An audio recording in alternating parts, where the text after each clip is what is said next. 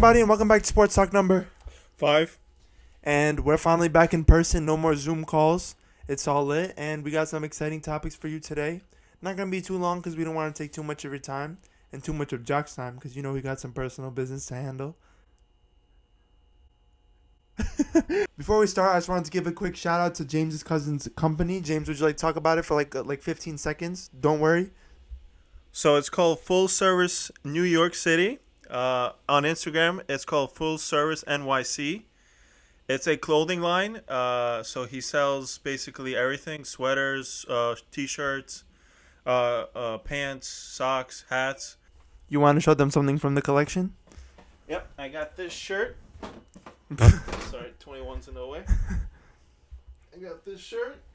Oh god. But anyways, so the first topic that we're going to talk about today is the refs. You know, there's been a lot of talk about, the refs are a little bit soft, and they're annoying, and they're doing all this nonsense, and everybody's pretty pissed off. So, James, what do you have to say about these referees, man? What is your opinion? So, in my opinion, the refs are pretty soft, I think. They are, I think the NBA has a real problem with the referees because they have too much thick skin, and they take things too personal all the damn time, which is really annoying. I think this is one of the biggest issues in the NBA right now. Just the other day, the refs threw out Devin Booker on a nationalized televised game. Why would you throw out Devin Booker? On top of that, there's no fans in the stands. So it just makes it worse if you throw out the other team's franchise player. Devin Booker didn't curse at them. He didn't fight with anybody. Nothing happened out of the ordinary towards the refs. The refs just took it too personal. They get too emotional, and they threw him out of the game. Another example yesterday was with the 76ers and the Utah Jazz. It went into overtime. It was another nationalized televised game. No fans. And the refs threw out Donovan Mitchell, the Jazz star player, out in the OT. They threw him out because Donovan Mitchell got too emotional. I get it. He was talking to the refs, whatever. He might have gone a little aggressive. But you do not throw out star players on a nationalized televised TV. It's just stupid. He's not cursing at the refs. He's not arguing with anybody. I get if he was cursing at the refs. If he says some kind of profanity towards the refs, fine. That's a T. So in my opinion, the refs are getting too soft for the NBA. It's not a good look for the NBA, especially in times like these where there's no fans in the stands. Yeah, so I think that I agree with Jock because honestly, it's been pretty tough. I saw there's been people are getting thrown out for just passing the ball, passing the ball, or passing it a little bit 0.1 miles over the speed limit, I guess, because the refs I think it was JJ Redick. They threw JJ Redick for spin passing the ball. Right. Yeah, I watched his podcast. His podcast is great, by the way. I'm gonna be on it one day, obviously, because of my basketball ability. You? What about us? We're not having a discussion about your basketball abilities right now. Technical fouls and ejections are supposed to be given for serious things. If there's a major fight or someone has a conflict with a fan, then fine. You could throw them out. It makes sense to throw them out. But if you're just passing the ball to a referee and you're going to throw him out just because you're offended by it, that's your problem. You signed up to be a referee, and you have to accept the consequences that, yeah, the players are going to be frustrated. The players are going to pass the ball a little bit too hard. That's no reason for an ejection.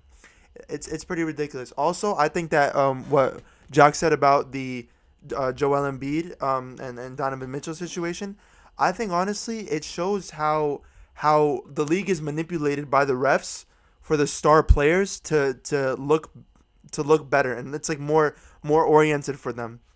Because Joel Embiid was asking for a tech on Donovan Mitchell, he got it. Again, he's the MVP candidate, somehow he gets it. A regular player, bro, if it was for example JJ Redick who did that, he would not be getting a technical foul. They just want the big guys to win, and I think it's pretty unfair, bro. It's pretty unfair. But listen, I hope that the refs get their act together and stop doing all these shenanigans, and I think I'll be okay. The refs are not supposed to be in the game. The refs are part of the game. They're not supposed to be in the game. There's no point of that. Then you're just taking away the fun out of the game. The refs' jobs are to only be part of the game and to officiate within the rules of the NBA. They shouldn't be throwing out players for ridiculous stuff. That's the problem. The NBA referees are putting themselves into the game, and that shouldn't be. They only should be part of the game. We're just officiating and keeping everything under control. That is it. Honestly, it might be what might be going on is something similar to what happened in 2007 with those with the betting situation. What's his name? Tim. I don't know, but like I'm not gonna say anything because I don't know, but I'm just saying that it could very much possibly be that there's some sort of scandal going on and we just don't know about it, and we're gonna find out about it and be like, "Oh my God, what happened?" And then me and Jack are gonna have to make a video about it. So stay tuned for that. But I mean, hopefully it's not true. But yeah, for sure, the refs definitely got to toughen up. I wanted to circle back real quick though, because you said that the Jazz and the 76ers could be a finals matchup. I mean, they could be. You can never say never. So what happened to the Lakers? I mean, the Lakers are injured right now. Anthony Davis is out with the calf strain. Kyle Kuzma was injured a little bit. Who else? Marc Gasol's on the health and that stupid health protocol situation. I really don't like that. You missed 4 games because of that? Yeah, I know D Rose is going through it right now. If you test negative 2 straight days, that's it. There's no point of it.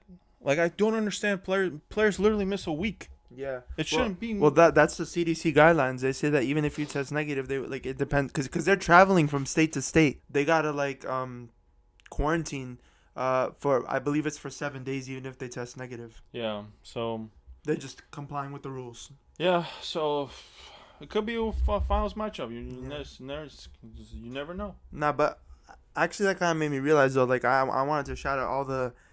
Well, obviously they already get credit, but I'm saying like. I wanted to just shout out all the NBA players, staff, and everybody who's involved in the National Basketball Association. Because honestly, playing during a time like this and, doing everything, like we don't really think about it because, it's just like everything seems regular, but they really do go through a lot. They got to go through testing. They're traveling on very different conditions than we would ever. They're doing their job and they're making a really big sacrifice and they can't even see their families all the time. And whatnot. So I honestly, that's a really big thing to do for the fans, even though they are getting paid like $8 million, so or more or less, but pretty high. But again, just it's a big sacrifice, and I wanted to say thank you. Even though they're not winning all that much right now, I think that my team of the week is the Warriors. Like not because of this week, but just in general, because they've even though I hated them from 2015 to 2019. I absolutely hated them. I did not like them. But I want to give them credit when credit is due because everything that they've done in the past, teams are treating them as a team to beat. They want to, when they go to Golden State, they want to go there and they want to win. I think Steph actually said that in a quote. But it kind of made me realize that. That's why I'm saying they're my team of the week because you got to give major props to that, And honestly, they're playing without Clay and they're playing their heart out. Andrew Wiggins is doing pretty good. What are you laughing for? You're going to like my team that I'm going to pick. Okay. So Andrew Wiggins is doing pretty good. I'm really proud of him. I always wanted to see him succeed. And so, yeah, I just want to say they're a really good team. They're obviously not doing as good as they did a couple years ago, but they are being the tough team and playing defense like crazy. Steph is playing amazing. Draymond is old but still playing good. And, yeah, so that's my team of the week. Since we're picking teams that have been pretty good for the season, oh god, I can't believe I'm going there. The team that I'm picking that has really surprised me is the New York Knicks. The New York Knicks has really surprised me this year. I cannot believe that the New York Knicks have a winning record. They're above 500. Actually, they're one of the best defensive teams in the league. Let's go! They're one of the best defensive teams in the league. They're playing hard. They're trying every game. Julius Randle has really stepped up his game. RJ Barrett has really stepped up his game. Emmanuel Quickley has also stepped up his game. Also, Derrick Rose brings great leadership to that team. That was a very, very good trade for the New York Knicks. They needed somebody who's been through a lot in the NBA, who's been through the playoffs, all that. So the New York Knicks are my surprise team of the week and of the season because of the way they've been playing and just with everything that's been happened to them the last couple of years. So, yeah. I'm really happy that you picked the New York Knicks to be your team of the week. And I just wanted to say this to whoever's watching. If this video, like, you know, obviously we're still gonna be producing content in 2 years, but I'm saying, like, if this video is found in 2 years, I'll definitely reference this. But I've been saying since last year, like, give us 3 years. 3 years. That's all we need. All we need. Seriously. We don't need more. We don't need less. We're winning a championship. You could take my word for it. And if it doesn't happen, nothing's really gonna happen. I don't have money to give or like whatever, so I'm not betting this. But I'm saying, just take my word for it.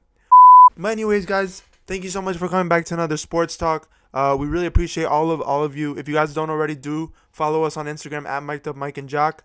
I'm gonna link it in the description below. Again, make sure to check out James's cousin's clothing brand. I'll also link that in the description below. Like, comment, subscribe, share, turn notifications on. And yeah, we'll see you guys in the next one. Jock, any concluding words? Thank you for watching, guys.